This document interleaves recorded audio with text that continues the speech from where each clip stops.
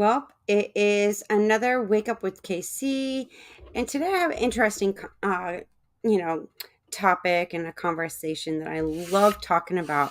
When you experience something in life, and then you find inspiration into like writing a book, or it becomes a movie, and we see that from time to time. And I have a very special guest joining us today to talk about just that with himself, John Bukowski. John, thank you for joining us today. Well, it's my pleasure, Kimberly. Thanks for having me. It is truly a pleasure having you. Now, from my understanding, you've been in the medical field Correct. as a veterinarian. But you know, when did you realize, like, oh, this is what I want to do for the rest of my life, kind of thing? How did that go about? Well, as you said, I was in the biological track in college and went into veterinary school and practiced in southern Michigan for about 7 years.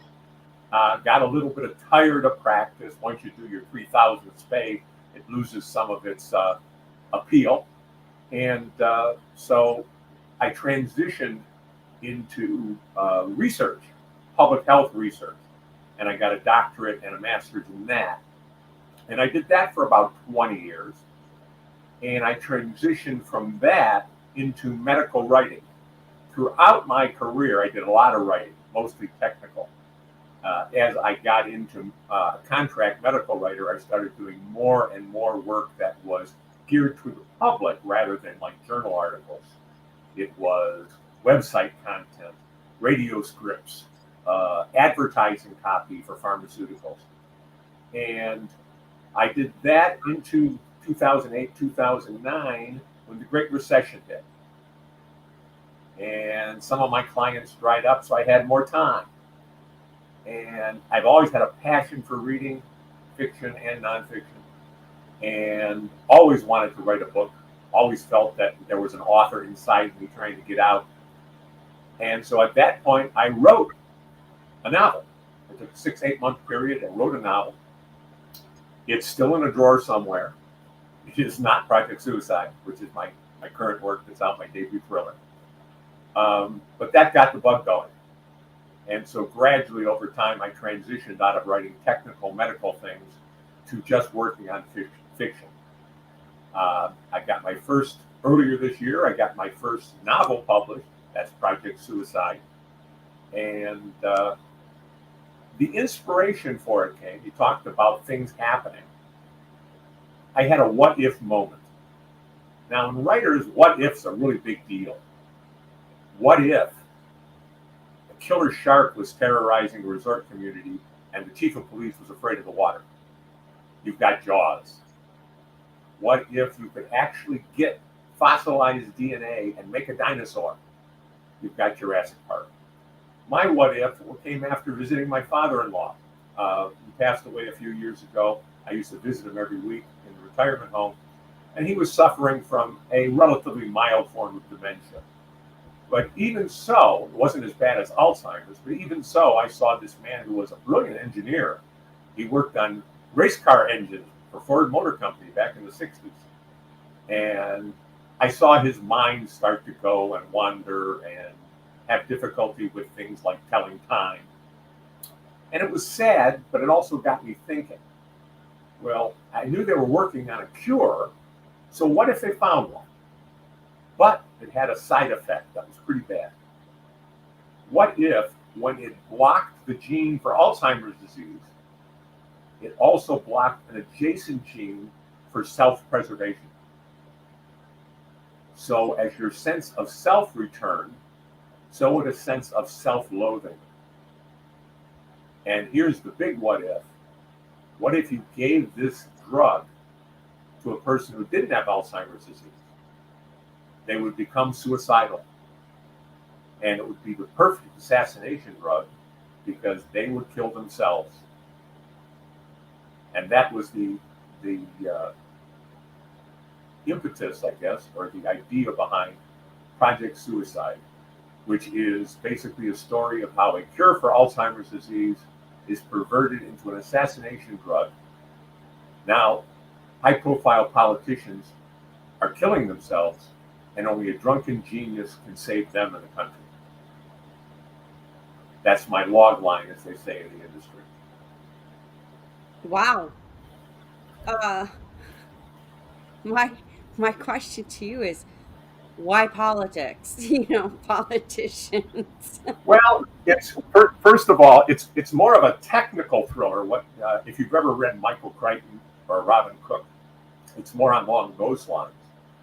Politics is there is no identifiable party or identifiable person in it. Politics is simply what Alfred Hitchcock would call the MacGuffin. It's kind of the thing that keeps the story rolling, but it really doesn't matter what it is. In this case, it's politicians because there's nefarious things going on in the bureaucracy behind all this, which is what leads our hero, Deacon Creole, the drunken genius, to be seeking out the nefarious characters behind this. He pursues them while they pursue him. Wow. So it's a political backdrop more than anything. So what led to this? I mean, was it like you went to sleep one night and this whole story came about, or did it come about in bits and pieces? Well, As typically that's not how the writer's mind works. You get you can break us up into two groups, fiction writers. One are called plotters. They outline extensively. They come up with an idea and they take it through to its conclusion, or at least one conclusion, before they ever put any words on the page. And then they fill in that skeleton. And the other group, which I belong to, Stephen King belongs to, they're called seat of your pantsers. You get the idea and you start from an opening and you work along and you become surprised by things characters do and by plot turns, and things occur to you as you go. Maybe you're working on it and my ideas often come when I'm walking on the treadmill or walking outside. I'm one of these power walkers who walks like 4.5 miles an hour, and things come to me. Yes, if this character did that, then the plot could go this way, and that may be as far as I take it then, and we'll see where it plays out. So that's more my process. Like I said, there's nothing wrong with either one, whether you're a plotter or a pantser, but I happen to be the latter. well, I mean, isn't it safe to say? I mean, coming from a film producing background and learning how to create the movie from a Sure, script, and then reading books because it has to appeal to me sure, to where I can't put the book down kind of book. right. Because I want to read it until the end. That's the best kind. um, but is it safe to say like you generally have two plots, 2 to 3 plots within, in a book, and then either there's a sad ending or a conclusion or a happy ending? Well, there's basically one plot, but there are twists and turns within that. There's sometimes dead ends. Maybe a character is a red herring, where you think one thing, but it turns out to be another. Uh, Something suddenly occurs which you weren't expecting, and that's one of the ways that I think seat of your pants writers like myself have a little bit of an advantage, because if it surprises you, it's going to surprise the reader. And so when a character does something I don't expect, and I say, wow, that's great because now this and this can happen. It's exciting for me, but I'm hopefully it's exciting for who's ever reading it, because they say, wow, I wasn't expecting that. I wasn't expecting that train of events or this person to be a villain or what have you. And so that's the kind of that's any good thriller, any good suspense type of book. So I think that's what Project Suicide is. Well, then I have a question. Like when someone is like got the idea, do they sort of like become that character to help them get the creative writing Right. juices? Well, I think it's like acting, and I've done some acting in community and regional theater, both in New Jersey and the East Coast, and in Ohio, where I lived before Eastern Tennessee. It comes through you. The characters are parts of yourself, people you know, uh, composites sometimes real people that are fictionalized, and certainly characteristics of yourself and of other people that you know enter into them. Just like in acting, you pull it through yourself. Whatever character you're playing, if it's a villain or a hero, uh, there's something in you that's part of it. As Stephen King says, we all have a dark half. You know, there's that half that we show the world who's very nice and proper and never says anything wrong. And then there's that other half who's maybe more of a liar or maybe lustful or maybe a little weird. And the writer, the fiction writer, can let that guy out. Matter of fact, he has to let that guy out because his writing will be stilted if he tries to censor himself too much. So to answer your question, yeah, some of yourself, some of people you know enter into it, but never forget it's fiction. I'm telling a lie, and like a con man, I'm trying to tell a good lie so that you'll buy it. And that's where like the technical research comes in. You know, you do just enough to get the reader to say, "Wow, that's interesting. This guy knows what he's talking about. I'm going to believe the rest of it."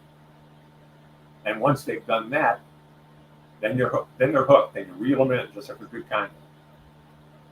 Well, see, and you know, you bring up Stephen King, and I've only saw a couple of movies, but to me, it was, like I'm all about energy, Mm-hmm. emotion, energy, emotion.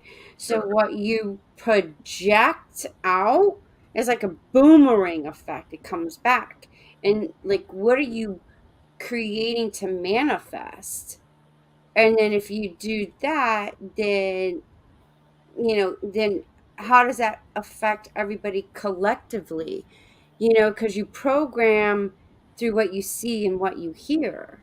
Like your eyes are like a camera lens and it's bringing in whatever you're looking at. It's like recording into your like mind, your subconscious. And it's like, I would feel like that's why I don't watch any horror movies or anything too violent and full of hatred and anger, because that's just emotion that you creating to feel. Well, it's you have to think of this like any kind of movie, whether it's a horror movie or an action movie, or a horror book or an action book. It's a form of entertainment. It's a form of escapism. Like I said, you basically your movie analogy is good because basically what you're trying to do is create a movie in the person's head, the reader's head, which is the same as the movie that's going on in your head. As I write this, I hear the characters speak. I hear them speak in their voices with their emotions behind them, and I paint pictures of scenes so that hopefully the person who's reading it will see that as well. Maybe they won't see it exactly the same. Maybe the character will look slightly different or the scene will look slightly different. But it's basically they're following the movie in my head. So that's a very good analogy. Is it's like a movie, and that was the beauty of old time radio. You know, it was people's descriptions that were then translated through the imagination into into the listener in that case. And it's the same with reading. It goes to the reader. Yeah, And because when you're writing and you're like, it's actually you're telling a story through writing. You can be more descriptive to every detail of what you envision and imagine. well, to a certain extent, you're certainly being descriptive, but don't try to be descriptive or, in the case of a techno thriller, technical to the point of turning people off. Like I could describe an office to the last detail and take 3, 4 paragraphs to do that. You're probably going to get bored to that because you've been in an office and you know in generally what an office looks like, or a bar or a restaurant. So I may give you 1 or 2 interesting details. It's a mahogany desk. Instead of books on the shelf, there is grin and shake shots with famous politicians. And that may be enough to tell you this is a man of substance who knows people. So, yes, you give detail, but not to the point where you bore. It's like with acting. Be realistic, but never be boring. And that's what I try to do with writing, and certainly with the techno thriller. You just want enough technical material to be that seasoning that hooks people. It's like a stew. A lot of it's water. Then there's meat and potatoes and vegetables that make the plot and the characters. And then there's the technical details that hook you. And that's the spice that's just added at the end to taste. Wow. You can tell I haven't had dinner yet. Well, I mean, that's a good analogy to, the recipe for success and, writing a book. And, you know, I help, the audience who has an idea to write a book can get some like really good insight from this interview. And it's always been fascinating to me because it's funny because there's books, and I discuss this with my partner because we'll watch a movie and whatnot, and he goes, "Oh yeah, I read that book," and I'm like, "Oh, there was a book about this," He goes, "Oh yeah, the book is way more better than what you see in the movie," and I'm like, "Well, I understand why because you only have a certain amount of pages in the manuscript or the screenplay part. You're limited to what you can." Put together and like copy and paste and put it in a form to where usually most movies are an hour and a half maybe. There's very rare movies that are 2 2 hours. hours. 2 hours is Top insane. Gun Maverick was about 2 hours, and it was well worth it to me. Haven't seen it yet, but looking forward to it. But and I try to explain it to them. I'm like, "Yeah," and then, trying to like copy and paste from the author's description of certain locations and places when you're in film producing and you're the director, and you have to scout a location that's similar to what the author was describing of where things take place, and it's time consuming. Sure. That's why I give props to those that do that. Right. Well, I think you're right. Both the written word and movies have limitations. In When you're writing, you have more space. Your novel can be 300. I think mine's 315 pages or something like that. It can be 400, whatever. Um, but if you want somebody to see something, you have to describe it. Whereas in a movie, you're basically got dialogue and scenery and actions that are cut together. You can see it. You don't need. There's a great thing in a great old writing adage: show don't tell. Well, in movies, you can show it without saying anything. Oftentimes, you can cut to someone's look and learn about the character without any description or dialogue.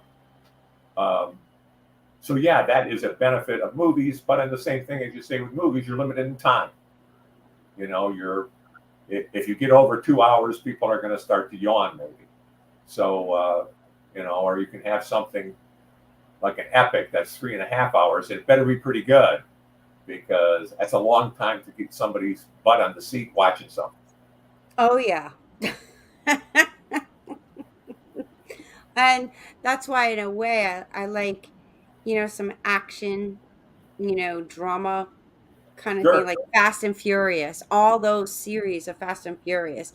Then you got like Star Wars, right. and it's just, and then seeing, Top Gun again, it was just like edge of your seat kind of. Those are the kind of movies and books that I like to read. Sure. Well, that's you're describing basically a thriller, something that has twists and turns and it accelerates. The scenes move faster as you go, leading to an ultimate conclusion. You may not know what that important conclusion is, even by the middle of the book, but you know it's coming. And people described it as a roller coaster with ups and downs, and twists and turns, screaming to the end. And that's a good thriller novel. But Maverick, I don't think Top Gun was based off a book. It was based off Well, of, I don't think so. No, excuse me? I don't think it was. No. No, it was actually about the academy itself, and that's how Tom Cruise got inspired, or somebody got inspired. It was like, "Hey, let's make a movie about this." So, When you got to go see it. I'm just saying, just got to go see it. I plan it, but I'm another one who will, if I'm watching a movie and I enjoy it, I will look up on IMDb or maybe just look in the credits at the end and see who wrote it, who wrote the book that was behind it. A lot of times there's a book, not always, sometimes original screenplay, but a lot of times a book. And then I'll dig that up, find a used one or find it in the library or something, and I'll read that. And as you say, sometimes the book is way better, and sometimes you say, "Boy, that movie was really good. The book was a little flat." It all depends on the situation. Yeah, why? I mean, why is that? I It's think like, wait a part of minute.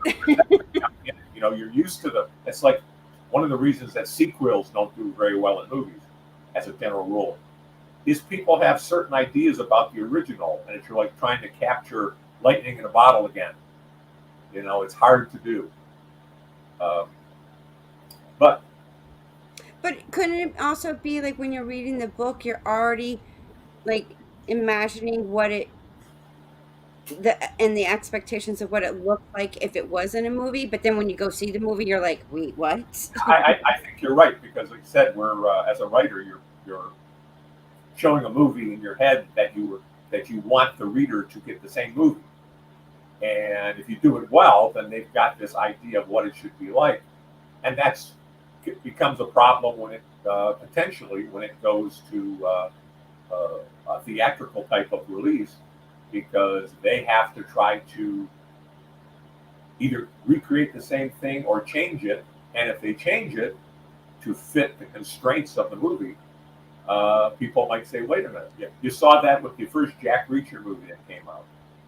I thought Tom Cruise did a wonderful job, but a lot of people hated it simply because he didn't look like the way they thought Jack Reacher was supposed to look." And that's not much you can do about that. No. And that's why I try to stay open, like an open-minded person. And then I have the tendency, because, being in, the background in film producing, I'm looking at now, uh, okay, that piece was not there a moment, like it was there a moment ago, but then it disappeared again because you have so many takes and Time, you have to log in, because if they have to do a retake, they have to log everything of what angle they were in and whatnot. So I start catching this stuff right? and I'm like, oh my God, now I'm addicted to The this. beer glass is 3/4 full. You put it down, they pick it up. It's completely full or it's half full. Yeah, it's continuity. They don't always get that right. I know there are continuity people who are in charge of that on the set, but they make mistakes like anybody else. But it's fun. You watch a movie several times, you start to pick up those things which you didn't maybe notice the first time. That's one of Yep. the fun things about watching movies, sure. I Now, we, had okay, Larry Hankin on my show way back, and I loved Home Alone. For a right, Christmas holiday movie, Home Alone was right, it. And there's a scene where he's the detective, and I guess the mom realizes that they forgot their right, son, and he's on the phone, and she's screaming, and you could hear her screaming in the background kind of thing. right, And there's a piece of donut. He was eating a donut and it stuck to the bottom part of the mouthpiece. And right, he just continued talking. He didn't even realize it was there. right, So it's like a mess up, but they just said it. Nope, we're leaving it as it is. It is perfect. right. And there's like, no, that's not good. But everyone was laughing, and they thought it was like, no, we're gonna keep it. Well, as they always say, I've done work on this on the stage, and the stage is an actors' medium, but movies and television are directors and editors' medium. The actors are not quite window dressing, but they are not the most important part. As Charlton Heston used to say, the movie exists within the mind of the director, and you, as an actor shooting it, don't really know what it looks like. Mm-mm. An individual scene, you may say, "I think we got it. I think I was okay. I think there's something that can be cut out of that." But as far as whether the movie is going to be any good, only the director knows that. Oh yeah, because it's beauty is in the eyes of the beholder. And I love photography and videography, so I'm looking at like what can I capture of beauty or the scene that I want to create. And that it I feel like there's a lot of people that are gifted, that are very successful because of that gift. It's like innated in them. It just clicks with them. And, and the same with the authors, certain authors that I resonate with is like, wow, like, how did you get inspired to create this story? Well, that's the thing. Like I said, a big idea generator for authors is the what if, but also it's one of these uh, vocations slash avocations. You have to treat it as a business. You have to have the discipline to write every day, recognizing uh, a good week for Ernest Hemingway was 4,000 words. Now, if you're publishing, if you've got a 100,000 word novel, that's 25 weeks to get a first draft. And it's a little bit of work every day. So you have to have that commitment, treat it like a job. But you can't really do that if you don't love doing it. So it's got to be like a really great hobby. So it's one of those things where we do what we love and hope to be successful with it. Because it's like anything, like bourbon making. Uh, it's a long time before you know if it worked. You've got 6, 8 months of writing the first draft. You let it sit. You do a revision. You give that to some people, beta readers, and say, "Tell me what you think." You get their ideas. You revise again. It sits for another few weeks while you're doing other stuff. You revise again. After about 5, 6 revisions, then maybe it goes to an editor or somebody who's going to decide how good is this? What can we do with it? What do we need to cut? What do we need to add? So it's a long process with an uncertain ending, but it's a lot of fun. And as you say, if you've got a creative drive to do it, you got to do it or you don't feel right. At least that's true for me. If I'm not, Especially if you have this inner, like an inner desire yeah, of writing if I'm not, and if I'm not writing or revising, because obviously you spend weeks revising as well, it doesn't feel right. I I get nervous. So yeah, it's a drive. And I mean, this just came up to me, and I'm like, well, that makes perfect sense of connecting the dots to your purpose. And you wrote, in the medical industry, writing and whatnot. So it was like pieces to the puzzle of what you were going to be doing next, which was the book. Right. The Yeah, exactly. As I went into public health research, but as I look back on it, I noticed that over time I was researching less and writing more. The places I worked, people would say, "We have this thing we got to get out. You're our go-to person for writing." So I'd be writing, I'd be editing other people's writing, and I was doing that more and more, and I was liking it. And when I went to consumer work versus technical, I was liking it even more. And when I went to fiction, that was the creative genie came out of the bottle. I hate to sound trite and say my muse woke up, but that's kind of what it was. And it probably started when I was acting, and came to full blossom in writing, fiction writing. Wow. So you mentioned earlier about your book that just came out, and anybody that's interested in it, the description and where to get access and get a copy of it is in the notes. Can you briefly? I'll just show it to people so they can see the cover. Oh yeah, Project Suicide. Um,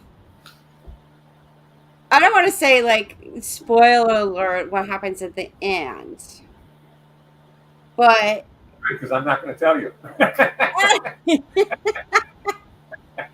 well, I mean, it seems like it would be a sad ending kind of thing, or one of those, and it infuriates me when they do this. It leaves you hanging. Well, it won't leave you hanging. It will leave it open to a sequel, which I'm working on now. But like I said, it's a thriller, so there's a lot of action, twists and turns, but it's also a character study. They're complicated characters. The hero, Deacon Creole, he's a man of logic, what has been described as a scientific wunderkind. He graduated veterinary school at 21. He graduated with his PhD at 25. He was one of these high-powered geniuses. But he doesn't deal with heavy emotions like guilt. He feels guilt about things in his life, about his involvement with Project Suicide. He feels inadequate sometimes. And his solution is to drink. So the man's basically a sometimes functional, sometimes not functional alcoholic. And on the opposite side of the coin, we have his assistant, a Marine Corps medic by the name of Amy Robbins, who is a compassionate person. Her family was military all the way, and so she went in the Corps, but she went into the compassionate world of military medicine rather than fighting. And throughout the book, she is confronted with things that question her her compassion, things that she has to do to get the job done that maybe go against her nature. And that's kind of the theme of the book. Every book has a theme, whether the author intends it or not. And the theme of this is that you have to balance logic with emotion. If you have too much of one and not enough of the other, like Deacon Creole, it may take you off to be a drunk. And vice versa, you may find yourself conflicted about what you need to do to accomplish the goal you need to do. So it's this balance, this yin and yang of emotion and logic that we all have to live with in our lives. Well, well, that that's impressive. But I'm like going, well, where's common sense? Where's integrity? If you're being having to compromise your own integrity and your own value, what you feel is right, then why be in that job in the Well, first that place? that's the question we all have to face, and we're faced with. For example, take a man in the military in war. He's doing horrendous things. He's shooting people, blowing them up, um, and that may go against his nature. But he's trying to accomplish a mission. He's trying to live up to his duty. And many a man and woman has come back from war with residual problems from that. So, Yeah, and I in in some respects, Deacon Creel, who has uh, been tangentially in the military through his work in biological, radiological warfare in Iraq, he deals with those issues too. well, you know what I think, honestly, and it's just like something that because I study, like, I've been like fascinated with history over the years and become a history geek. And I go back to ancient civilization history, all the way back to the Sumerians. And I'm like, you know what? I honestly feel that we were not created to harm anybody or kill anyone. It became a program. And it's been going on for generations after generations after generations, and look where we're at. Yeah, that's.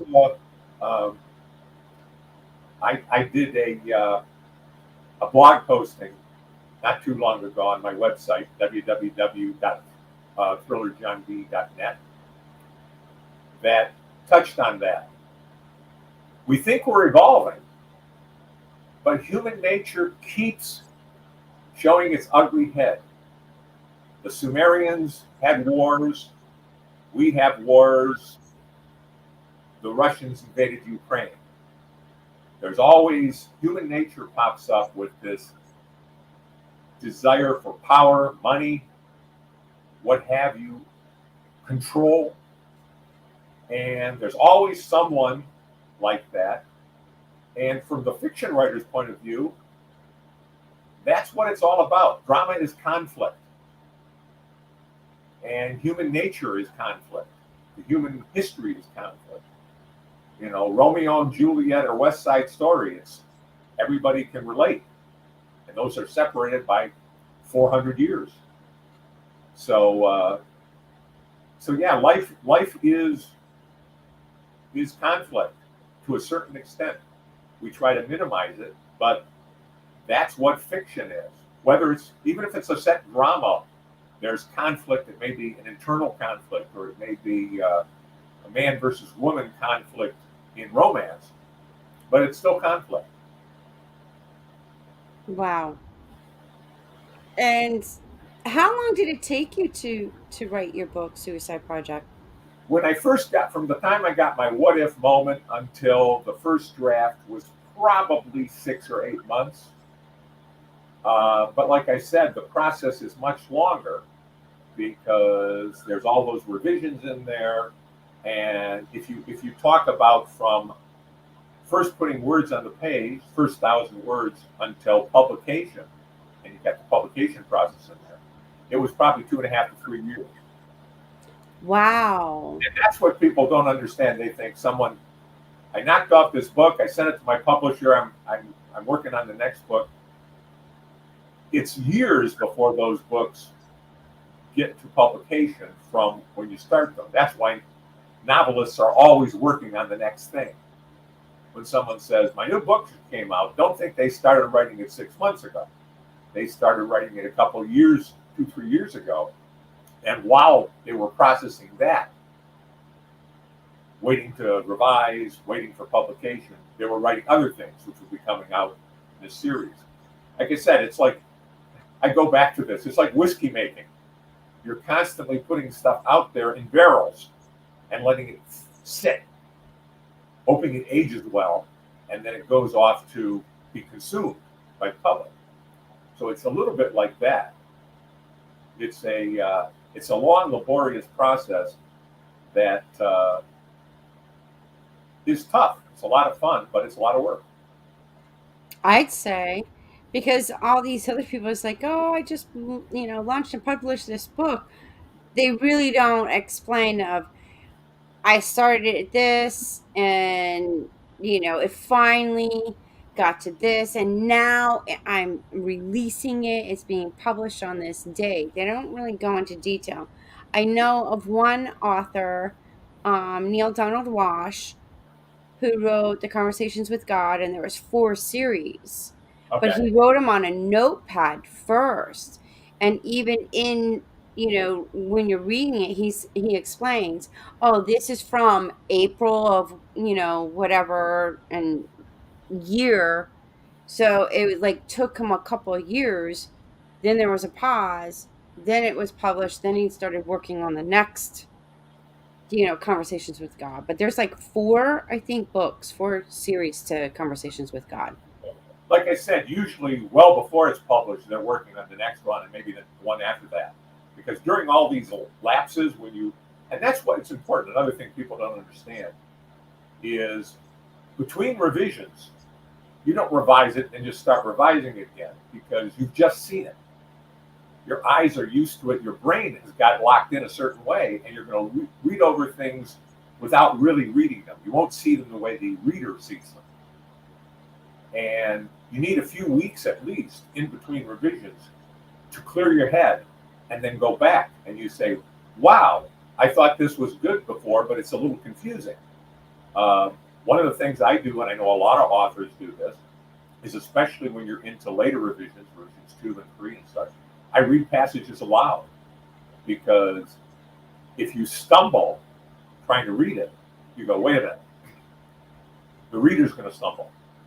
Let's go back and fix that. Maybe that should be 2 sentences. Maybe that should be shortened. Maybe this one sentence isn't necessary at all and it just confuses them. And so you always have to look at it with fresh eyes. And that's why some early writers will say, I don't need an editor. Why do I need it? Yeah, you do. You need a professional who's going to look at it the way the reader will see it and know how to fix that. And I take my hat off to professional editors. It's a whole other animal. They may not, they may or may not be good writers, but it's a skill set that most writers don't really have, at least enough. Your own mind and eyes can only take it so far. You need that professional on the outside who's going to look at it fresh. Wow, because I know there was well, which one? I'm trying to figure out which author it was. I think it might have been. Was it Twilight or was it Harry Potter? You're going to get some critics. It's like, oh, the grammar, and that was like, I'm like, no, she was trying to be realistic, not so, everything had to be proper kind, but more realistic in order to tell the story. It with editors, I don't know if it was an editor, that was reading the book and had to make that kind of comment. But do you how do I want to say this? Like, isn't there some that are just too over Well, critiquing? as with editors, there's all levels of expertise and all levels. You hear people say, "I got my book edited for $350." Well, I won't give you much for your editor because a professional is going to charge you a couple $1,000s. It's there's all levels of skill, but also relationship between an author and an editor is kind of like between a patient and a physical therapist. It's a love-hate relationship. They make you hurt a little bit. The editor may kill some of your darlings, as we call it. Passages that you thought were just brilliant, and you don't want to lose them, but they're slowing down the flow of the chapter, and they're not really necessary, but they're so well worded that you've turned a great phrase, and that always makes you feel great. The editor comes in and says, "Get rid of it," and you say, "You son of a." But you think about it and you go, they're right. And so, like I said, it's like with a physical therapist. If it doesn't hurt a little bit, they're not doing their job. So I just had a brain fart. What is the difference with books when they say unabridged? Well, unabridged just simply means it's complete the way it was published. Abridged editions, someone has taken a published work and shortened it because they want to. Reader's Digest used to be great for that. Condensed books. They would take Moby Dick, which is like 500-600 pages, and they would make it a 300 page. You know, you cut stuff out. It's like when they take TV shows and put them in syndication. They add commercials, so they got to cut something out. It's really abridged in that respect. So yeah, that's different than what an editor does. An editor takes a work and trims the fat from it, or at least helps you do it. Now, you can go back to the editor and say, no, I really want this in here because it shows this about the character. And they'll probably say, yeah, sure, okay. Because they pointed out to you. Final decision is with the author, typically. But they point out areas where they think it could be improved. And that's a great gift, and it's a great like I said, I love editors. Take my hat off to them. I'm married to one. Oh, wow. Professional medical editor for the past 40 years, 35 years. Aw. And then, where does the beginning of your book take place? We're introduced to Deacon Creel in a Columbus, Ohio night court where he is being arraigned on drunken disorderly. And nice way to start out the book. And he's rescued from that by a persnickety bureaucrat from Homeland Security named Nelson Barzoon, who wants him back in the nefarious Unit 13 he used to work in, a bio-warfare unit, because they got the problem with the new Project Suicide drug. And so he is drawn back into a world which is a world that really led him to drink, because he is, he has a duty, because he was involved in the creation of this thing, and now he has a duty to help solve it, help get a cure for it. Interesting. And then the rest of the book basically takes place where Unit 13 is, and around that in Maryland. So it's Maryland and surrounding areas. Washington, Wow. stuff like that. Does sound like a very interesting thriller here. I wish you the best of success in it, and I look forward for it to become one of those movies too now. Oh, if you know anybody who wants a good high concept idea for a movie, let me know. I don't charge as much as like Patterson or Stephen King for their work, so you get a bargain. Oh, But okay. if people want to get it, it's on Amazon. You can find it in through bookstores and stuff, because it's on the big book distributor Ingram. But the easiest way to get it on Amazon is just to type in www.projectsuicidenovel.com, all one word. And the link is listed down below for those of you that love thrillers. And that'll take you right to the Amazon page. It's in Kindle, very reasonable in Kindle, pretty reasonable in paperback. I bought a hardback copy, but I don't expect a lot of people. Well, I like the hardbacks and the audios. The audios are really like, for some reason, because you can hear the tone, the frequency, the emotion. You can hear it when Well, you're reading it. I'm going to be doing a reading at a book club in Knoxville, Tennessee, in about a month, a little less than a month. And that's the thing about an author reading, you can do a dramatic reading. You can add the inflection and stuff, which the reader adds in their head, but it's always fun to hear it, especially when the author's reading it, who's the person closest to the work, really. Well, going back to conversations with God, I thought I was having conversations with God, and I was like, and so I'm like, yeah, that's what I thought. Like I'm reading it, listening to it, and I'm like, oh my God, I knew that. Right, Like, I love reading those kind of books where I'm having the conversation with the author about the book. right. Those are the best. Because I listen to it in the car, and I know now people are into like audio books because they're driving. I think everyone gets tired of like when you're going on long trips, the radio station just sort of fizzles out, and then you got to tune into another one. Now they're into, I'll just listen to an audiobook and I'm having conversations. For long trips, those are great. Yeah, Yeah, I think my dad introduced me to that. I was like, you know what? That is a good idea. yeah. Audiobooks are great, especially for car trips. Yeah. And it's like, I'm driving and people look at me and I'm like, oh my God. And they're like, what in the world is wrong with that woman? That's like looking into a car where someone's singing with the radio. You know, Yeah. Or they're dancing, I've done that. I we, can't help myself. we think we're in a little private world, but really, a lot of times the world can see it.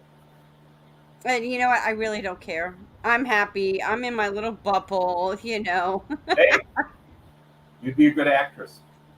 Ah, thank you. That's you have to commit, and you have to kind of be within the moment, within the world of the stage. Yeah, and you have to become that character.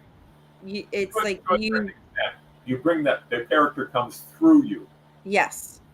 Through you, your experience, uh, your good half or your dark half, depending. I played if you know Arsenic and Old Lace, the play. I was the crazy homicidal brother twice. Wow. I was Jonathan Brewster twice, so I've got that in me too. Maybe that helps with thrillers. I don't know. I like if I wanted to be in a movie and play a role, that would be hard for me to like, what would I want to play? What would I want to be? Well, that's not the actor's problem. Typically, the actor's problem is what will people let me be.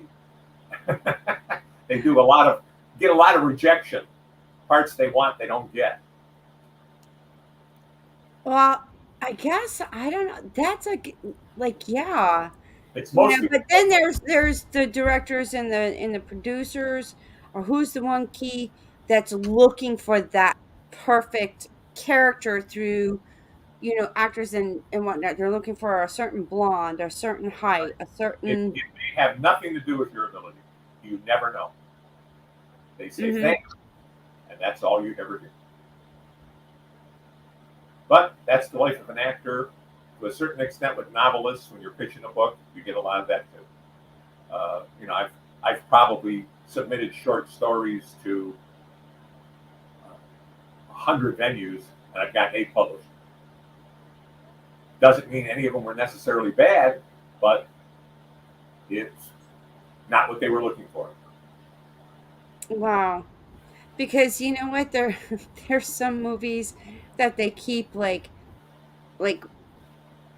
they've come back again. Especially like Friday the 13th, Halloween. I mean, Oh yeah, Predator. It's people. like, can you just let these people die and just be it? They don't have to be resurrected again. Hello. Well, I, that's what I said about sequels. It's very difficult to get a sequel that approaches the original. Godfather 2 is probably the best example of the exception that proves the rule. Uh, and for things like Lethal Weapon, where the sequels were pretty good. But by and large, sequels can never live up to the uh, pizzazz of the original. No, it's just like it's like in a way, wouldn't you agree? You just ruined like it was the best at the first. Why keep on recreating something that Well, that's a nice thing with novels. Oftentimes, sequels do very well because if you do your job properly, you create characters that people want to continue to know. It's continue to be friends with, continue to experience their lives. You got characters people like, they want to stay with them, and so many times, I mean, you have how many Jack Reacher books have been out. It's a matter of people like that character enough that they want to know more. I want to know more about him. I want to experience more of his life. So that's why I enjoyed like Twilight, mhm, and 50 Shades of Grey. right. Though because those were like they became novels because it led to some, and it did have a happy ending. And that's the best part, but it was juicy. It was, Oh, that's in a good thriller too. There's usually a little spice, maybe a little sex, a little mayhem, uh, lots of chaos.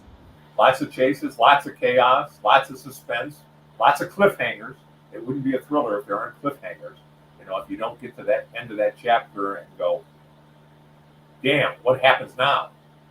And that's the idea to get you to flip the page, so you keep reading. You go, I was gonna go to sleep at 11 o'clock. It's now 11:15. I just got to read one more chapter. And I've been told that Project Suicide is a page turner, and so I'm hoping people will read it, like it, and if you do, anybody out there, if you do read it, please post a review on Amazon. It's the best thing you can do for an author to show your appreciation, because people judge whether or not they want to read the book based on reviews, the Yep. number, quality, and Amazon judges where they place you based on numbers and quality of reviews. So Wow, did not know that. yeah, so that's like I said, post a review and www.projectsuicide.com, and my website is www.thrillerjohnb.net. Well, awesome. I appreciate your time. And you know what? I hope this was, informative and educational for those that have that idea of, hey, I want to write a book. How do I go about that? And, what does it take? Let this be an inspirational interview to pursue your dream. Whatever it is that you're passionate about in writing, just go for it. Yeah, you're That's what I say. at the very least you it's wish fulfillment. You do something you always wanted to do. I'm actually on chapter 3 in my book. And I just, for some reason, I'm like, I take a break. I'm like, because I feel like I'm missing something. I'm not catching. Well, Like that's okay. Don't let that hang you up. You can come back to that. You will come back. You will be revising. So write. It's important to keep writing, even if it ends up being crappy in your eye or your ear, because you're going to come back and do the real hard work of revision. Well, it's based on experience, in my personal life, and then the realization. So I'm at a certain part where I'm ending one aspect, but then I'm like getting ready to begin another one. Like I'm trying to finish and then lead into the next chapter. Yeah. That's where I'm stuck. So Well, it's like I'm going back in my mind and then through the experiences, and then okay, even and even it's if you just start the next chapter and leave the last one unfinished, you're going to come back to it. So the important thing is to keep moving forward. There's always an excuse, unfortunately, to stop. And you hear many people. There's different types of writers. I'm in writers groups and stuff. There's the people who want to write a book but actually don't write much. There's the people who want to write a book and they start books. They get an idea, they write 5,000 words, 10,000 words, and they stop. They get another idea, write 5,000 words. Then there's the people who actually complete a novel. And that's just determination more than anything. So it's Mine's like, non-fictional, so it's like, going through life and realizing a lot. It has it has to do with the spiritual awakening that I've experienced and things that I've learned and discovered and what changed, the transformation and whatnot. So it's like piecing like those processes and then going into the next one. well, keep writing, even if you have to do it piece by piece and then fit them all together later. It's the thing is, like I said, it's important. Set yourself the goal, whether it's a word count in the morning or whenever you write, 500 words, 1,000 words, or whatever. Whether it's number of hours sitting there actually working on something. Most writers who are successful set themselves goals and they try to write daily and write or Yeah, revise. So, I did when I first started writing the that's the first three chapters. Then I had the introduction. I have a space for the forward, and then the dedication, and then I started. So I've got like 13,000 words. well, keep plugging away. It's like I said, it's a bunch of little steps that have to add up. You can't Mhm. expect it all to be done right away, and you can't expect it all to be easy. Writing is certainly not easy.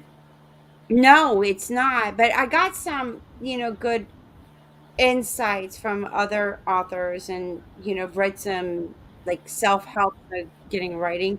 And I did do good for 30 minutes, 5 days a week, 30 minutes. All I did was write. That's a start. So, but then I went to uh, yeah, now it's like, okay, we got to get back into this. Yeah, the work through writer's block just right, even if it's not good. Say, God, this stinks. Keep writing. It's the only way I know. Yeah, I got to get back into it. But Well, it was a pleasure because I learned something new today. well, Like it takes a couple of years yeah, before, during the revisions and then the publishing and creating the cover. Like I already got my cover. So, because I'm a visual, so I right. gotta have that cover because then that gives me that reminder. Hey, you got that book, and you got to finish. I got the chapters and everything. So it's just getting back into 30 minutes a day. Right. I wish you great success with it. Just plug away. That's my advice. And I'll let you know when, hey, I finished it. I got a hard copy. I'd be glad to hear it. Well, thank you, John. Once again, I wish you the best of success. And I look forward to seeing it out in the theaters near myself. From your mouth to God's ear. Okay. Thank you Take care, again. Kimberly.